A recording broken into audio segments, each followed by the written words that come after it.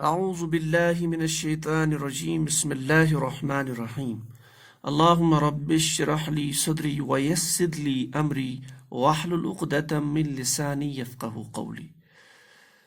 تو آج ہمارا قرآنک زبان یا قرآنک گرامر میں تیسرا کلاس ہے۔ تو اس سے پہلے کہ ہم آج کا کلاس سٹارٹ کریں، جو ہمارے پچھلے دو کلاس ہیں ان کا ریکیپ دیکھ لیتے ہیں۔ تو ریکیپ ہمارا ان کا یہ تھا،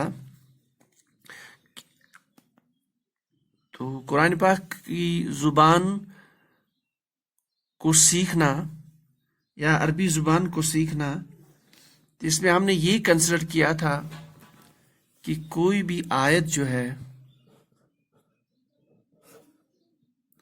اس میں جتنے بھی ورڈز یا لفظ رہتے ہیں وہ لفظ تین کیٹیگریز کے ہو سکتے ہیں،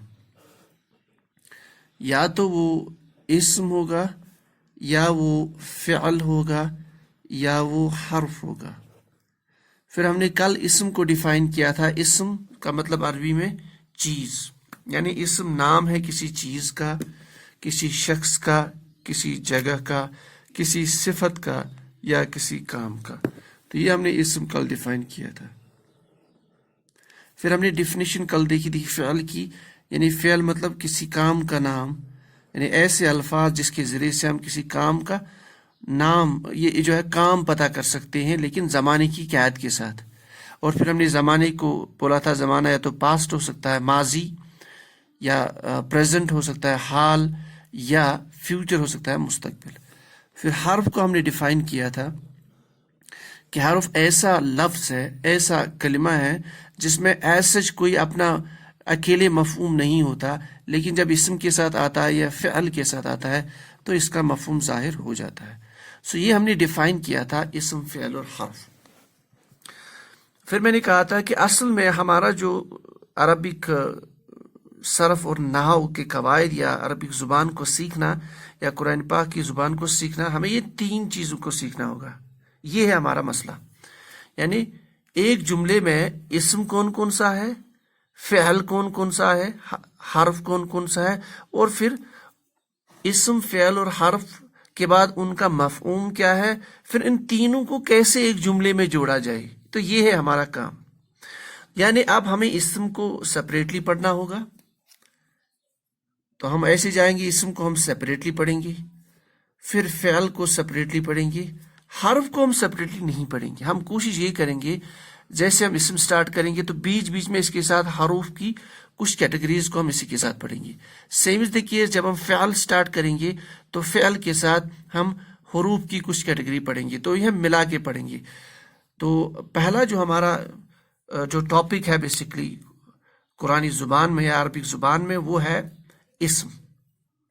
یہ بہت امپورٹنٹ ہے۔ اس میں ہم ول موو سلولی، لیکن آپ انشاءاللہ گھر پہ اگر آپ اس کو نوٹ کر کے جائیں گے، اگر آپ کا کوئی بھی کویشچن ہوگا تو آپ لکھ سکتے ہیں کومنٹس میں، یا آپ میسیج بھیج سکتے ہیں، تو انشاءاللہ اس کو ہم کوشش کریں گے اس کو دور کرنے کی۔ تو آتے ہیں ہمارا پہلا ٹاپک ہے وہ اسم۔ تو اسم کو ہمیں کیسے سمجھنا ہے؟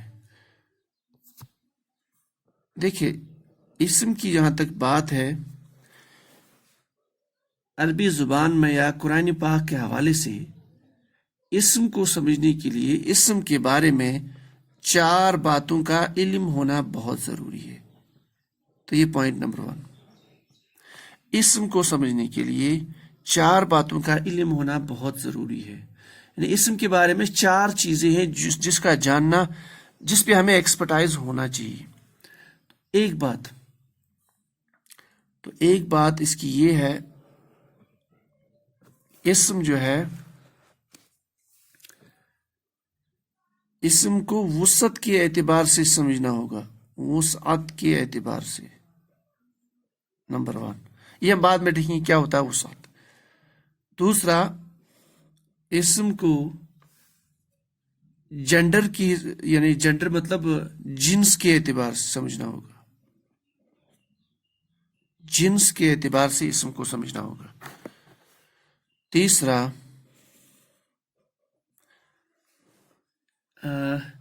اسم کو عدد کے اعتبار سے سمجھنا ہوگا، اور چوتھا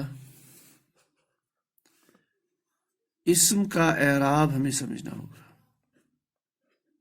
یہ وہ چار چیزیں ہیں جو اگر ہمیں سمجھ آ گئی تو بہت آسان ہوگا قرآن پاک کے الفاظوں کا جوڑ، جملے کو بنانا اور پھر مفہوم کو نکالنا تو بہت آسان ہوگا۔ تو اسم کو سمجھنے کے لیے ان چار باتوں کا جاننا بہت ضروری ہے۔ اب یہ وسعت کیا ہوتا ہے؟ وسعت اس کو ہم انگلش میں کیپیسٹی بولتے ہیں، کیپیسٹی۔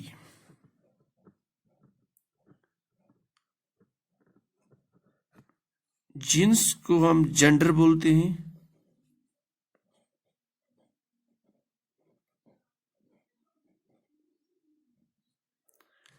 عدد کو ہم نمبر بولتے ہیں۔ یعنی یہ چیزیں موسٹ آف دا چیزیں ہمیں اس میں انگلش میں تو پتا ہوں گی، لیکن جب عربی میں ان کو استعمال کیا جائے تو فرق آ جاتا ہے کچھ نہ کچھ۔ اس کے بعد جو ہمارا اعراب ہے اس کو سٹیٹس بولا جاتا ہے۔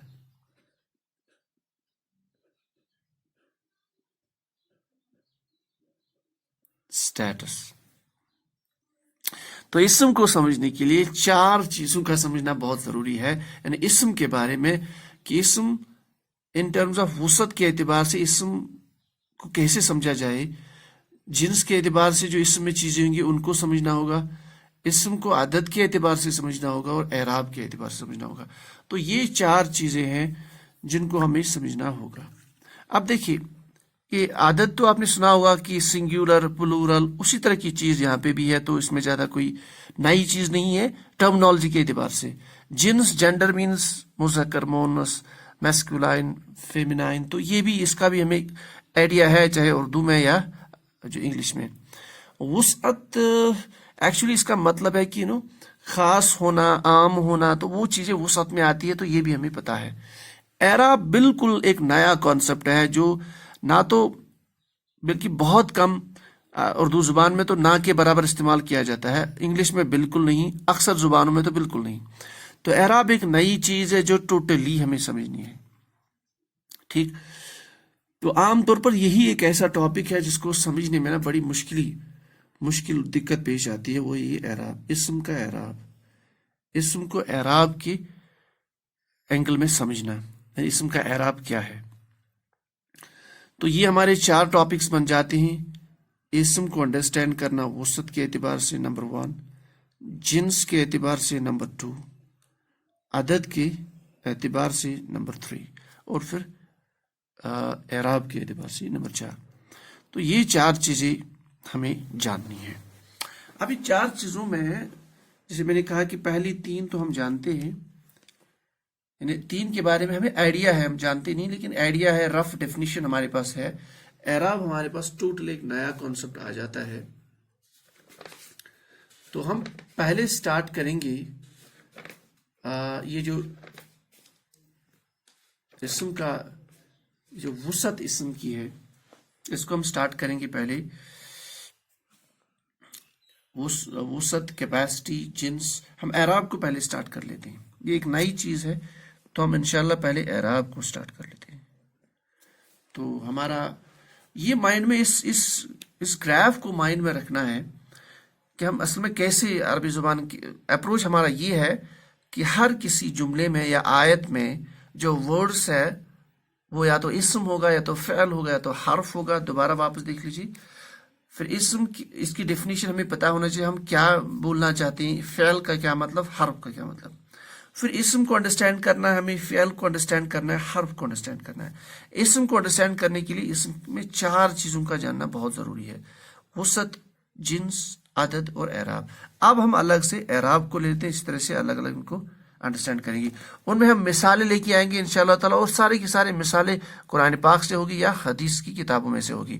اس سے ہمیں یہ فائدہ ہوگا، ایک تو قرآن پاک کی چیزیں پتہ چلے گی، قرآن پاک کے الفاظ معنی بھی پتہ چلیں گے، ووکیبلری بھی ڈیولپ ہوگی، تو بعد میں آپ خود بھی انشاءاللہ مطالعہ کر سکتے ہیں۔ تو عدد، یہ جو اعراب، تو ہمارا اعراب سٹارٹ ہو رہا۔ اچھا، تو اعراب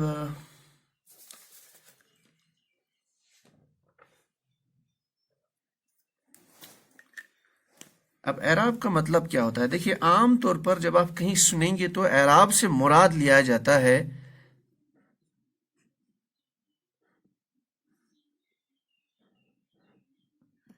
اعراب سے مراد لیا جاتا ہے عام طور پر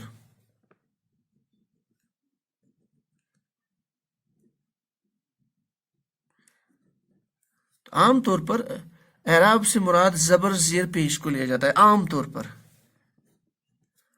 یعنی عام طور پر ہم جب کہتے ہیں کہ یہ جو اعراب اس قرآن پاک میں اعراب ہے کہ نہیں، اگر آپ کہیں دکان پہ جائیں گی تو آپ یہ لفظ بھی سنیں گے بعض اوقات یہ بولتے ہوئے کہ اس قرآن پہ اعراب نہیں ہے، یعنی زبر زیر پیش کے بغیر قرآن پاک ہے، یا مجھے حدیث کی وہ کتاب چاہیے جس میں اعراب نہیں ہے.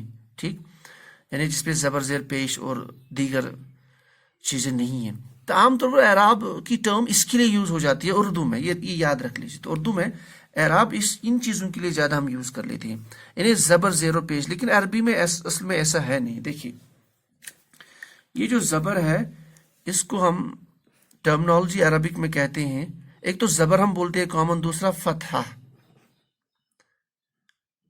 فتحہ زیر جو آپ کا الفابet ہے، جو حرف جو ہے حروف تہجی جن کو ہم بولتے ہیں یا حروف الہجا، تو الفابet کے نیچے ہوتی ہے تو زیر، اس کو ہم بولتے ہیں کسرہ عربی میں، کسرہ. اس کو بھی یاد رکھ لیجیے کیونکہ آگے آپ کوئی بھی کتاب پڑھیں گے تو یہ ٹرمنالوجی پھر ایزی ہو جائے گی. اور یہ جو ہوتا ہے اس کو ہم پیش بولتے ہیں، اس کو ضمہ بولتے ہیں، ضمہ. تو جس جس الفابet پہ، جیسے الف با تا جو الفابیٹس ہے جن کو حروف الہجا بولتے ہیں یا حروف تہجی بھی بولتے ہیں، اس پہ اگر زبر ہے تو ہم کہتے ہیں وہ ورڈ جو ہے مفتوح ہے. اس طرح سے جس پہ زیر ہو ہم کہتے ہیں یہ مکسور ہے. اسی طریقے سے جس الفابet پہ پیش ہے ہم کہتے ہیں یہ مضموم ہے. تو یہ ہو گئی کچھ بیسک چیزیں. تو اصل میں ایک کنفیوژن یہ بن جاتا، ہم کہتے ہیں اعراب ایکچولی عربک میں بولتے ہیں زبر زیر پیش کو، پر ایسا نہیں ہے. ایسا آپ ابھی مائنڈ میں کلیئر کر لیجئے کہ ایسا نہیں ہے. دیکھیے کیوں. میں آپ کے سامنے 3 مثالیں رکھ لیتا ہوں، اور یہ مثالیں میں نے ایک کتاب سے لی ہوئی ہے.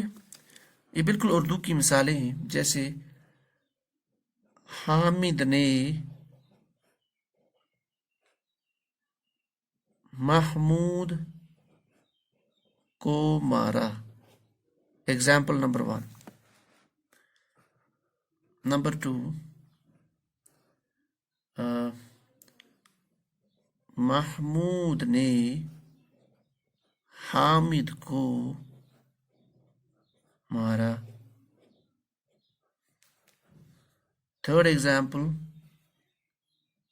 محمود نے حامد کے بھائی کو مارا. یہ 3 ایگزامپلز ہمارے ساتھ سامنے ہیں. تو اگر آپ پہلے اس جملے پہ تھوڑا غور و فکر کریں گے تو یہاں آپ کا جو اسم حامد ہے وہ کچھ کام کر رہا ہے کس پر؟ محمود پہ. یعنی حامد مارنے والا ہے، اور مار کس کو رہا ہے؟ محمود کو. نمبر 1. اس جملے پہ اگر آپ آ جائیں گے تو یہاں مارنے والا محمود ہے اور مار کس کو رہا ہے؟ حامد کو. یعنی کام کرنے والا محمود ہے اور جس پہ کام کیا جاتا ہے وہ حامد ہے. اور تیسرا جملہ، محمود کام کرنے والا ہے لیکن یہاں پہ حامد پہ کام نہیں ہو رہا ہے بلکہ حامد کے بھائی پہ کام ہو رہا ہے. یہ یاد رکھ لیجیے. یعنی حامد پہ کام نہیں ہو رہا بلکہ حامد کے بھائی پہ کام ہو رہا ہے. تو ان سینٹنسوں پہ اگر ہم غور و فکر کریں گے تو ہم یہ کہہ سکتے ہیں کہ اس جملے میں حامد کا سٹیٹس الگ ہے. یعنی حامد کا اعراب الگ ہے، محمود کا اعراب الگ ہے، محمود کا سٹیٹس الگ ہے. تو یہ ڈیفینیشن کریں کہ یہاں پہ حامد کا سٹیٹس کیا ہے، ہم ایسا کہیں گے محمود کا کیا سٹیٹس ہے. اس جملے میں محمود کا سٹیٹس الگ ہے، حامد کا سٹیٹس الگ ہے. اس جملے میں محمود کا سٹیٹس الگ ہے، حامد کا سٹیٹس الگ ہے. تو ان مثالوں سے ہمیں پتہ چلا کہ اعراب جو ہے اب دیکھیے یہاں پہ جو حامد تھا یہاں پہ بھی سیم حامد. حامد کی شکل، ورڈ کی شکل میں کوئی تبدیلی نہیں ہے. یہاں پہ بھی وہی محمود، یہاں پہ بھی وہی محمود. تو ورڈ میں ایز اٹ کوئی تبدیلی واقع نہیں ہوئی ہے، لیکن اس کا یوز جو ہے ان اے سینٹینس وہ تبدیل ہوا ہے. تو اعراب کا اصل مفہوم میں یہ پتہ چلتا ہے. تو اعراب کی ڈیفینیشن ابھی ایسے یاد رکھ لیجیے کہ معنی کی تبدیلی کے بغیر معنی یا معنی میں تبدیلی کے بغیر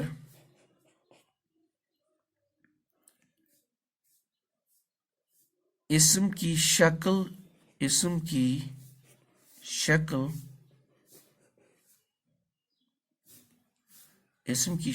یا حالت، اسم کی شکل، اس کو یہاں پہ رکھ لیتے ہیں، اسم کی شکل یا حالت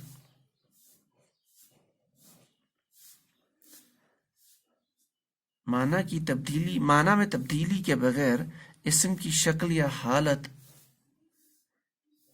کے تبدیل ہونے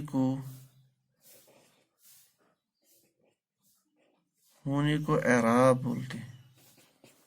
عربی میں کو اعراب کہتے ہیں. تو یہ اعراب کی ڈیفینیشن آپ آج سے یاد رکھ لیجیے. تو یہ آپ کا ڈیفینیشن آف اعراب ہو گیا. یعنی کسی بھی جملے میں سٹیٹس اسم کا کیسا ہے، لیکن سٹیٹس یعنی ایک اسم کا الگ الگ جملوں میں سٹیٹس الگ ہو سکتا ہے، لیکن اگر آپ قرآن کی کنسٹرکشن دیکھیں تو یہاں پہ عربی میں یہ ہے محمودن، تو یہاں پہ بھی وہی محمودن. اچھا یہاں پہ اگر ہم عربی میں اس کو تھوڑا دکھاؤں گا، یہاں پہ محمودن نہیں، یہاں پہ محمودن، یہاں پہ یہ محمودن. تو یہ اصل میں ایسے لکھتے ہیں عربی میں محمودن. یہاں جو محمود ہے یہ ہے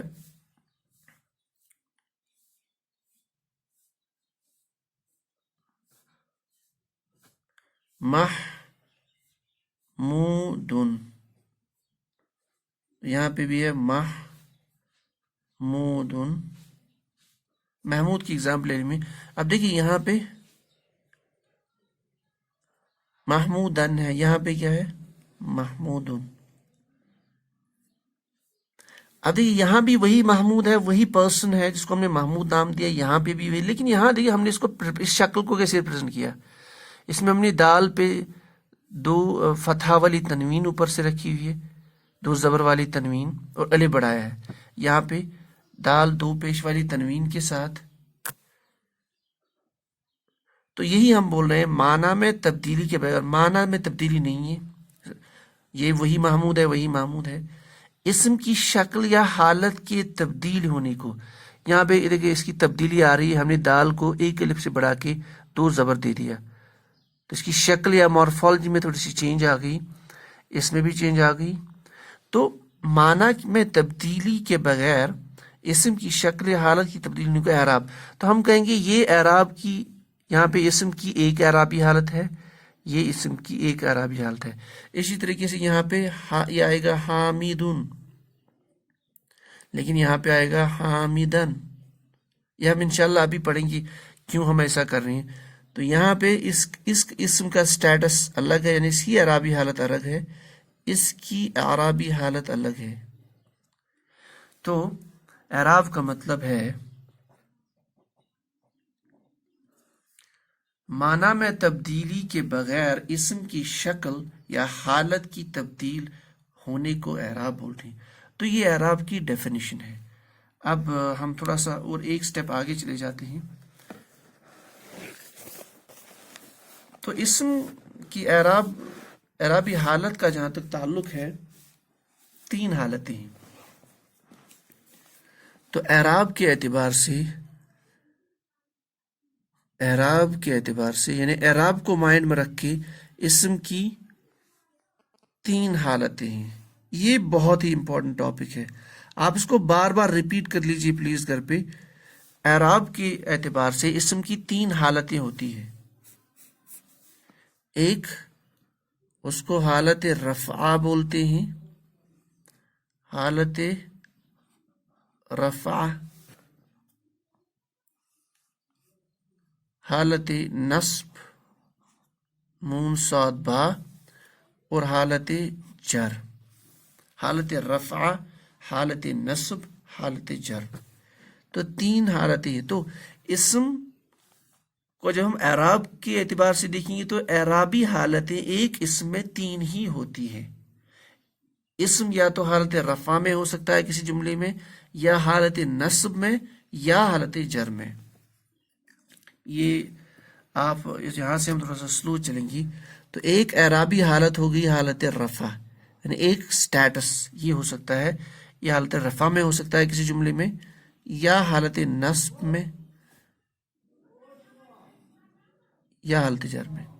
جیسے اگزامپل ہم لے لیتے ہیں، میں لکھوں گا، اگزامپل لکھ لیتے ہیں، زیدون، زیدون. پھر میں ایک حالت اسی کی یہ لکھ لیتا ہوں، زیدن، زیدن.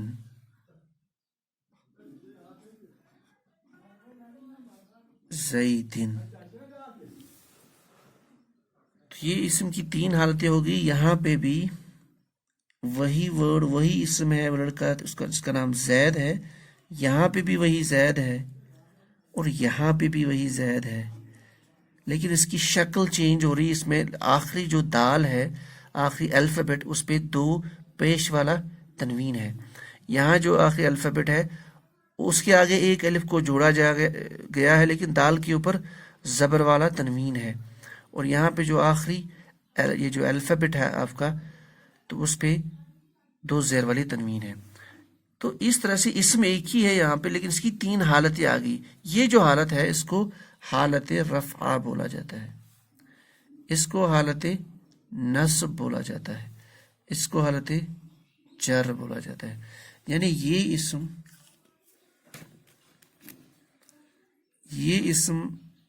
کی حالت جر ہو گئی، یہ اس اسم کی حالت نصب ہو گئی، یہ حالت رفعہ ہو گئی. اب یہاں پہ دیکھیے لڑکا وہی زید ہے،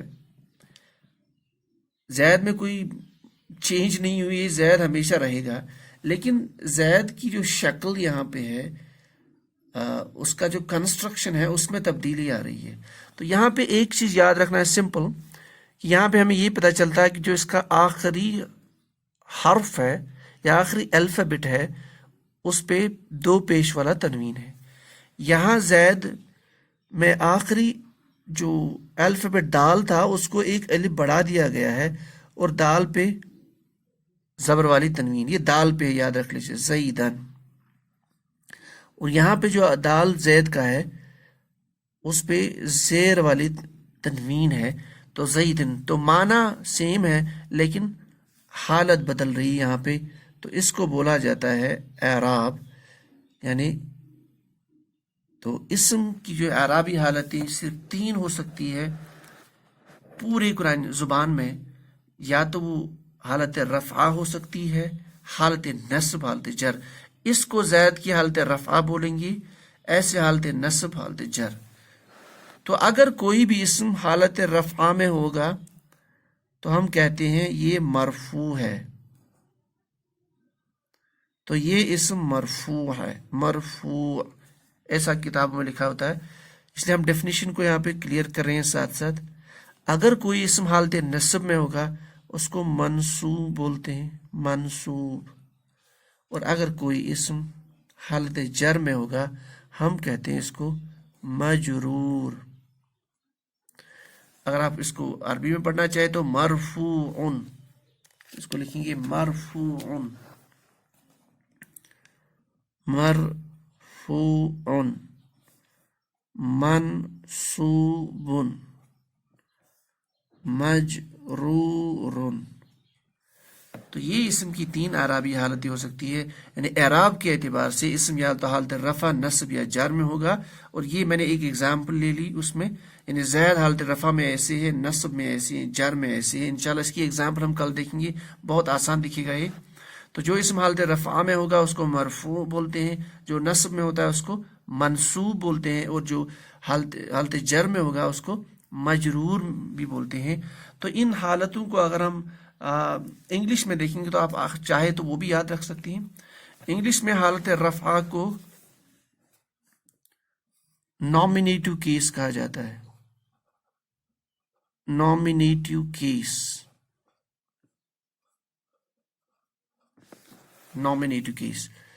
نصب کو بولا جاتا ہے ایکوزیٹو کیس.